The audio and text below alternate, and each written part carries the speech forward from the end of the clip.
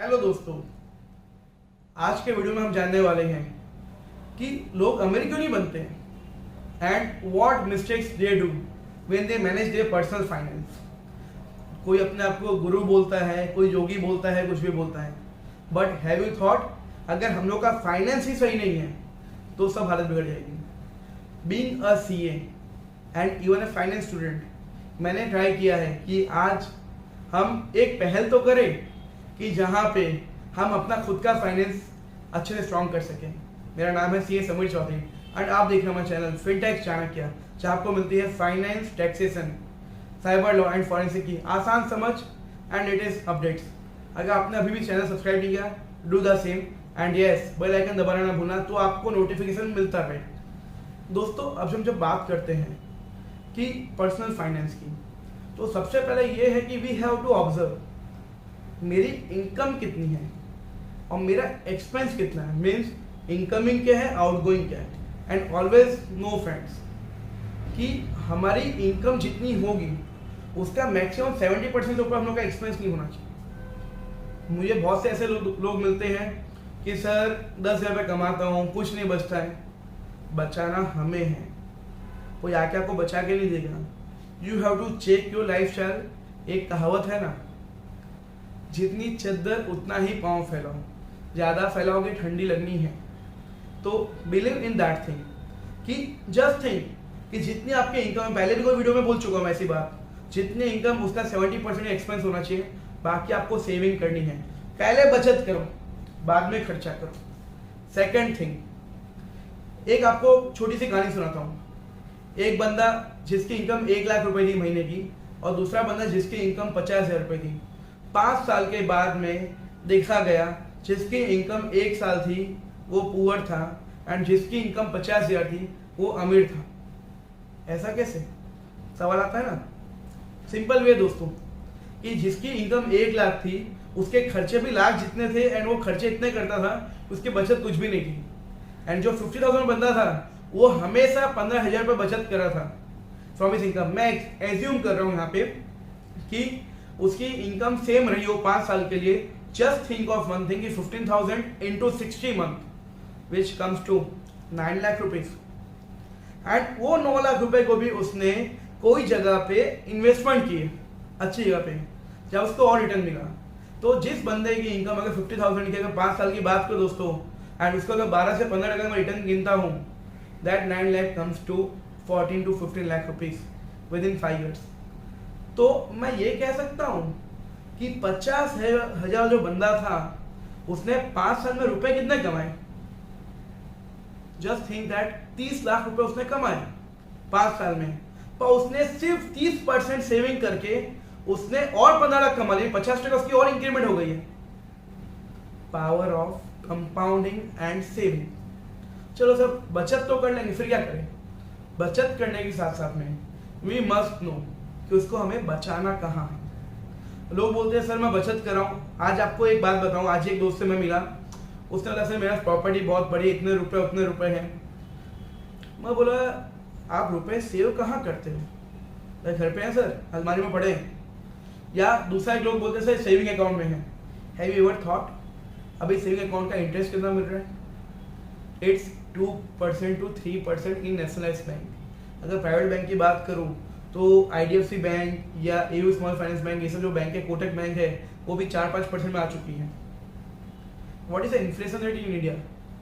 That is 7% approx. तो एक बात सोचिए, अगर दो इसमें पॉइंट आए हैं। पहले अगर मैं संदूक में रख रहा हूँ पैसे, यानी आइडल कैश पड़ी है मेरे पास में, उसकी इनकम कहाँ बढ़ी मेरे पास में? जस्ट थिंक, जो पानी पूरी आप लोग पहले बचपन में, आज के 20 साल पहले खाते थे, जो 1 रुपए की 4 आती थी, आज 10 रुपए की 4 आ रही है। फर्क समझ में आ रहा है? 10 टाइम्स उसकी कॉस्टिंग बढ़ गई है। पर अगर वो रुपए मेरे पास 100 रुपए उस समय संदूक में पड़े थे, आज अगर उस समय मुझे 100 रुपए की लेट से 400 पानी पूरी मिलती थी, आज 100 रुपए की 40 मिलेगी। तो आपका पैसा ग्रो नहीं हो रहा है, पर समय ग्रो हो रहा है। फास्ट मूवमेंट है, इन्फ्लेशन भी है इंडिया में। So what we have to do? Always invest your money. Second जो अपना एसम्पशन था दोस्तों कि जहां पे मेरे जो रुपए थे वहां पे मुझे जो रिटर्न था वो 2 से 3% मिल रहा है बिकॉज ऑफ सेविंग इंटरेस्ट, मुझे सेविंग अकाउंट में लगता है। एक तो वो पूरा सेफ भी नहीं है, बिकॉज अभी हमने देखा था जब पीएमसी बैंक ये सब बंद हुई थी तो आपके मैक्सिमम 1 लाख से 5 लाख आपका सेव हो सकता है, बाकी सेव भी नहीं है पैसे, तो सेफ नहीं है। सेकंड थिंग कि उसमें जब मुझे 3 से 4% ऊपर से रिटर्न मिलता है एंड 7% इन्फ्लेशन है, I cannot fight the same. Sir करना क्या है? मैं देखा बहुत से लोग LIC में इन्वेस्टमेंट करते हैं। मेन वन थिंग, LIC खुद बोलता है लाइफ इंश्योरेंस कॉर्पोरेशन, जीवन बीमा। ये बचत बीमा नहीं है, जीवन बीमा जो आपके लाइफ को इंश्योर करता है, आपके पैसों का वेल्थ क्रिएट नहीं करता है।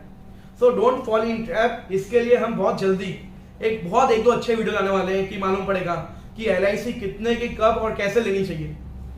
तो अब तक सब्सक्राइब नहीं किया, करो दोस्तों, करो, आपको अच्छा रहेगा। And if you think this video is benefit for you, kindly share and even like the same. दोस्तों अब जब मैं बात करता हूँ जीवन बीमा की, it gives maximum 5 to 6% only to you. 7% inflation. You should decide कि वो आपका फाइट कर पा रहा है नहीं कर पा रहा आपके इन्फ्लेशन को, आपका जो रिटर्न है वो, और उसको ब्लॉकेज कब तक का है। If it is a liquid fund जहाँ पे आपके पास कुछ ऐसा ऑप्शन जहाँ पे आपको पैसे की लिक्विडिटी, आपको एक दो में पैसे मिल जाए तो काम आएगा, ध्यान रखो। एग्जाम्पल दिस लॉकडाउन, मैंने एक वीडियो बनाया है, आपको लिंक मिल जाएगी जिसका नाम था इमरजेंसी फंड। वो वीडियो पक्का देखना, आपको मालूम पड़ेगा। मूविंग फर्दर, अब सर इन्वेस्टमेंट करें कहाँ? You should have a various investment area, not in the same thing.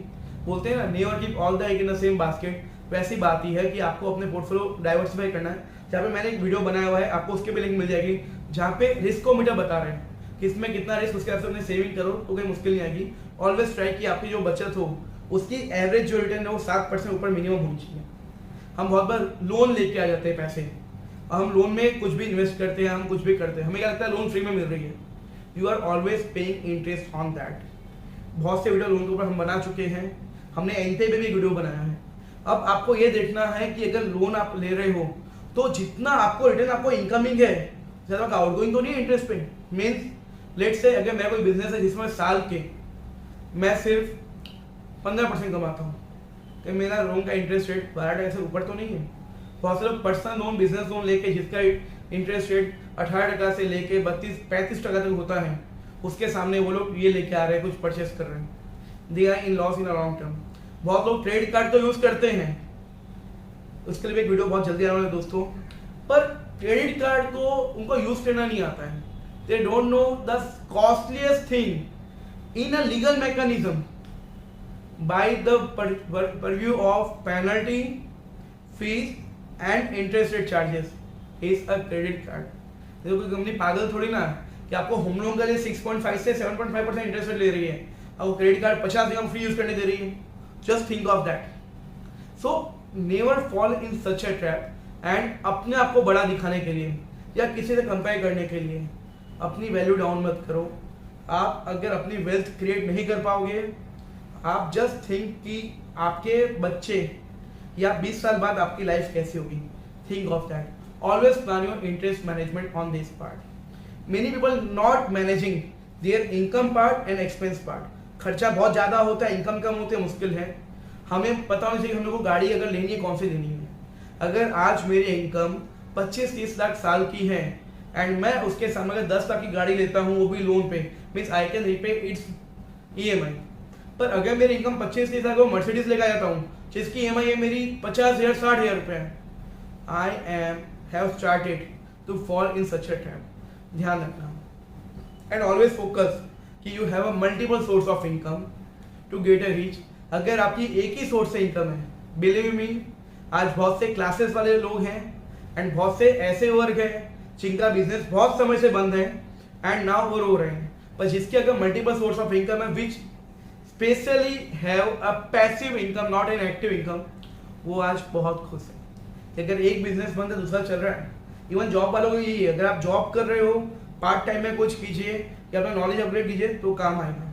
तो दोस्तों हमें बताएं कमेंट पे how you find this video. मैं हूं CA समूह चौधरी, थैंक यू।